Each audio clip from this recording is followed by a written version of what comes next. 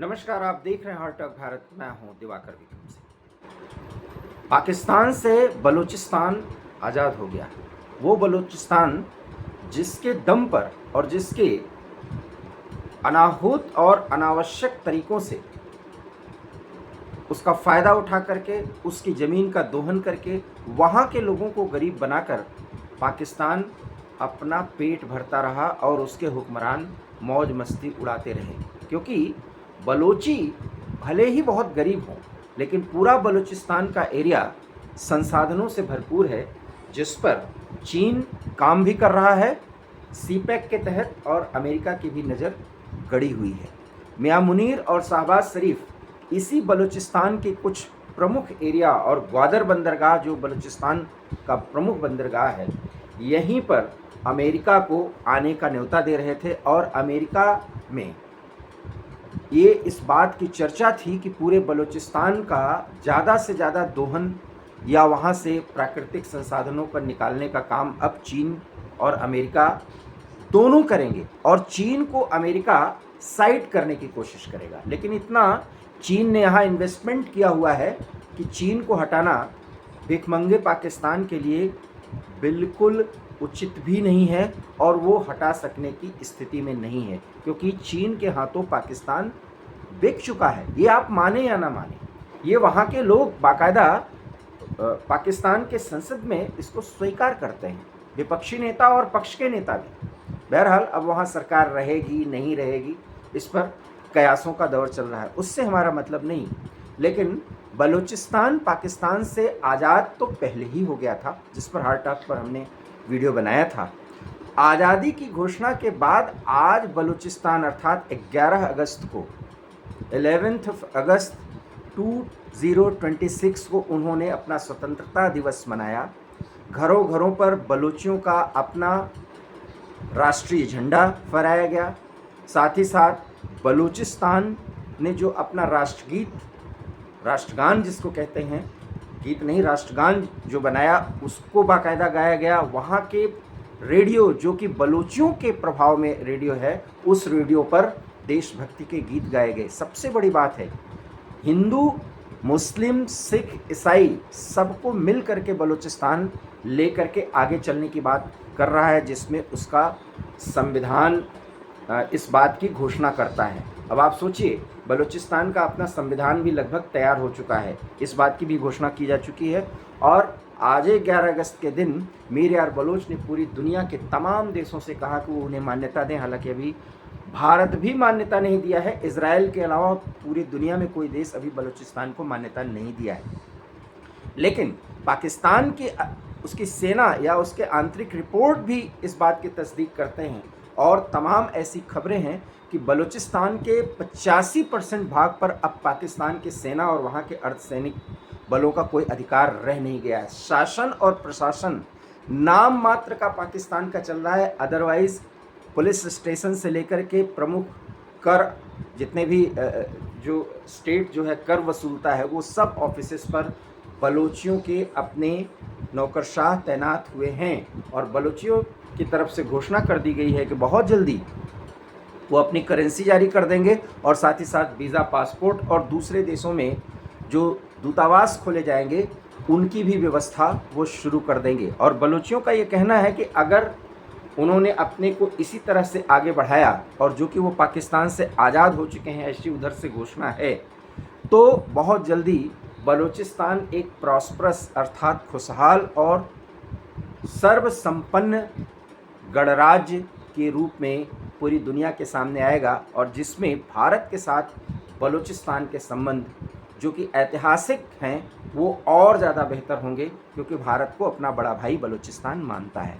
पाकिस्तान के हुक्मरान और पाकिस्तान की एकदम घिरी हुई अर्थव्यवस्था में जो कि पीओजे को संभाल नहीं पा रहा, वो पाकिस्तान बलूचिस्तान की इस आज़ादी के जश्न को लेकर के बेहद मुश्किल स्थितियों में है, क्योंकि इधर पीओजे की स्थिति खराब है, उधर बलूचिस्तान ने आज आज़ादी का दिवस मना करके और उसमें सारी घोषणाएं करके और ये दिखा करके कि वो पाकिस्तान के परमाणु संपन्न आर्मी को कुछ नहीं समझती, पाकिस्तान एक बार फिर बौना साबित हो रहा है पूरी दुनिया में। लेकिन मैं आप खबर यही कहना चाह रहा हूँ और बताना चाह रहा हूँ कि इससे बहुत ज़्यादा हमें उत्साहित होने के लिए ज़रूरत नहीं है, क्योंकि भारत के सामने अब समस्या आने वाली है।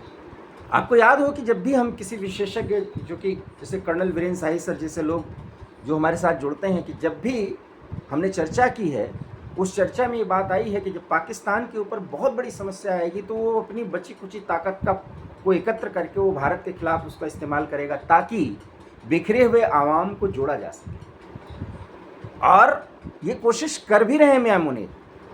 और इसी तरीके से एक मक्का अकॉर्ड हुआ जिस पर हमने वीडियो बनाया है ब्रिगेडियर हेमंत महाजन के साथ, आप हार्ट अटैक भारत पे जाकर के उसको देख सकते हैं कि उस मक्का अकॉर्ड जिसमें तुर्की और सऊदी अरब, पाकिस्तान ने एक नेटो टाइप का अलायंस बनाया है, उसका भारत पर क्या प्रभाव पड़ेगा। बहुत ही महत्वपूर्ण वीडियो, आप उसको जाकर देख सकते हैं।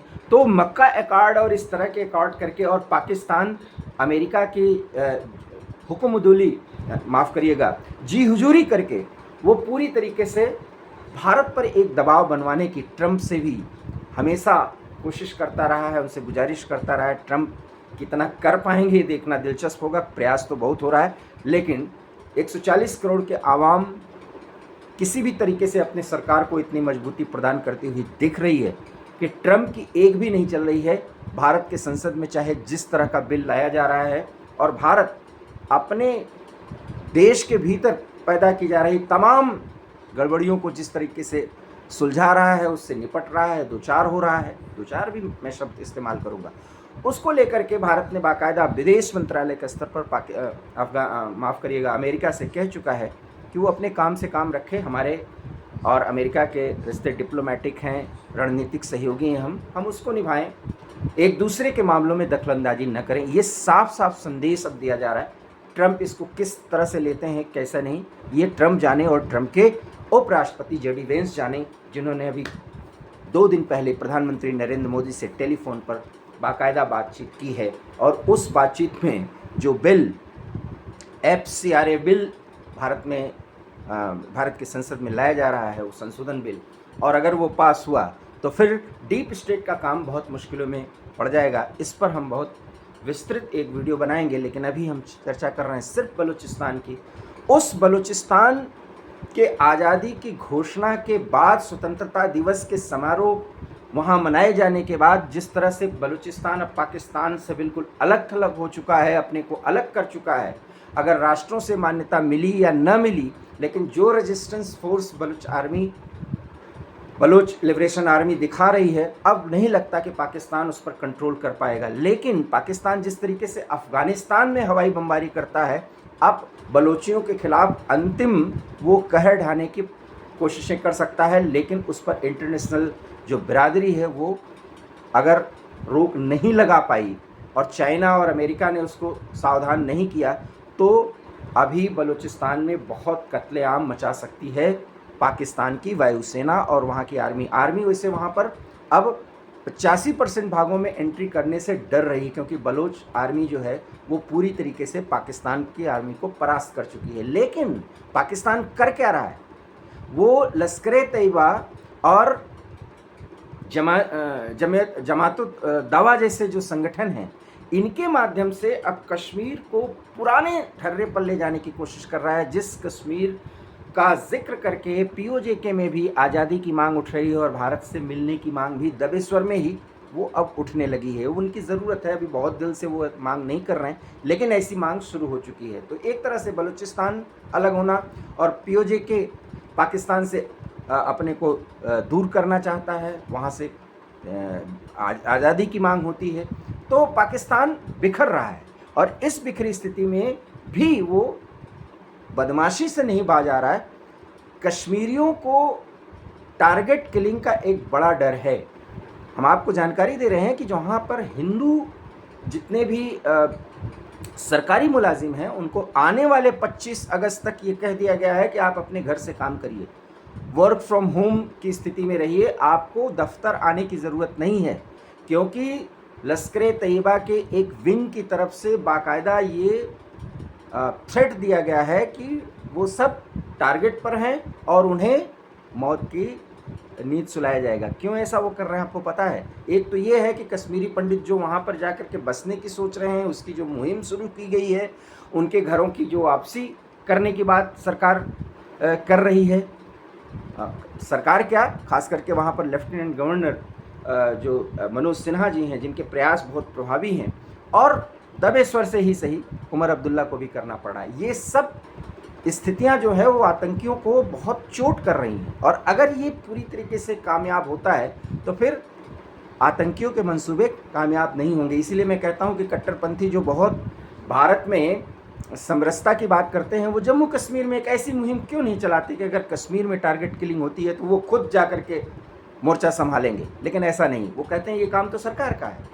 लेकिन कश्मीरी पंडितों को जिस तरीके से टारगेट किलिंग की धमकी दी जा रही है, सरकार ने एहतियात के तौर पर, क्योंकि 15 अगस्त है, हमारा स्वतंत्रता दिवस है, उसके मौके और उसके इर्द गिर्द या उसके 8-10 दिन के भीतर अगर कोई इस तरह के टारगेट किलिंग होती है तो घाटी की स्थिति बदतर हो सकती है, जो कि बहुत अच्छी है।